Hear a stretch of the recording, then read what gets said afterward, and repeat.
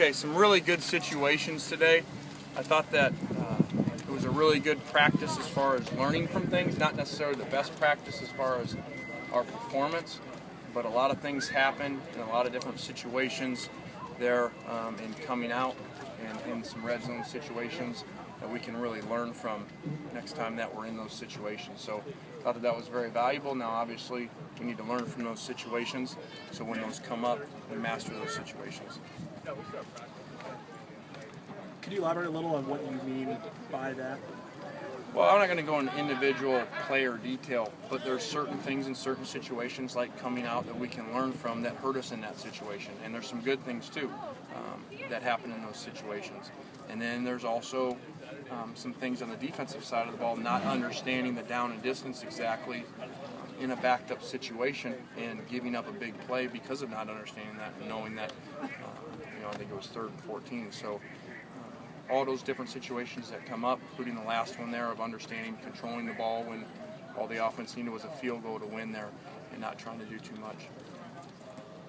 Andre Walker played a lot of right guard today. Was that a move you guys have been thinking of for a little while, or was this something that came up today? And is it going to, are you going to have to see the film before you decide whether he's going to stay there or go back to tackle?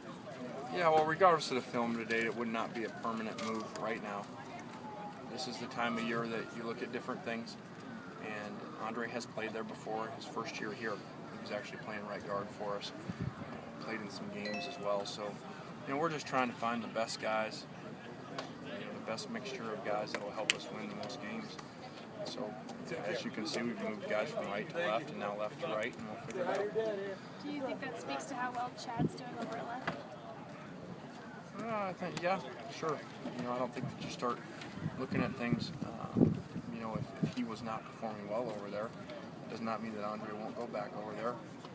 But we're very pleased with Chad's progress for a young player. Really, that left side yesterday performed extremely well for two kids, really, that, in a normal situation, Max would have redshirted, and you'd be looking at two kids with 4 years of eligibility playing the left side and playing really well. And really long, tough players. How has Jaleel Pinner progressed since last year? Really well. Made a bunch of plays today. For the most part, is our only fullback playing out there in the critical situations with Soma unavailable. And he's done great. He's really responded. Another guy, really, in a normal situation, should have redshirted. And so you go through those growing pains when you play those guys earlier than you normally would.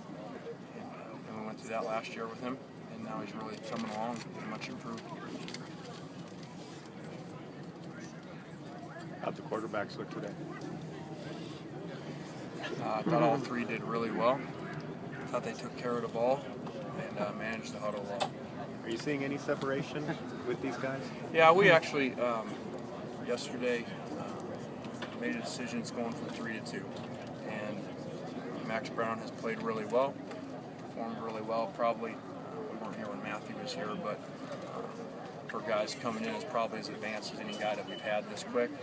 But still, there is a difference from those two and him being able to the speed of the game right now. And so yesterday we really went from a three race to a 2-man race. What did you guys express that to him? I mean, let him know that that was the situation, and if you did, how did he respond? I talked at length with him, and as you would expect, he's a professional in how he took it. Make sure that you understand this does not mean he's redshirting. This doesn't necessarily mean that he's number 3 by the time we get to the season. It's just where we're going right now, and he's got to be ready to play. He'll prepare like that, and regardless of what happens this season, whoever plays, however well they play, we'll go back to spring and reopen it again. And after he'll have a year under his belt. Marquise, didn't do anything today, but do you have any kind of an update on where he's at or how he's doing? No, really same thing, day to day. I was not able to go today. Hopefully he can go tomorrow. And I'm not trying to trick you guys. It's not a real serious deal. It really is day to day. I feel like the boy who cries wolf on that one. But in your mind, you're not saying let's keep him out a week and just let him get back. It is. No, Gary. That's what we talked about yesterday. Marquise has a lot of stuff to work on. He's a young player, played 2 years.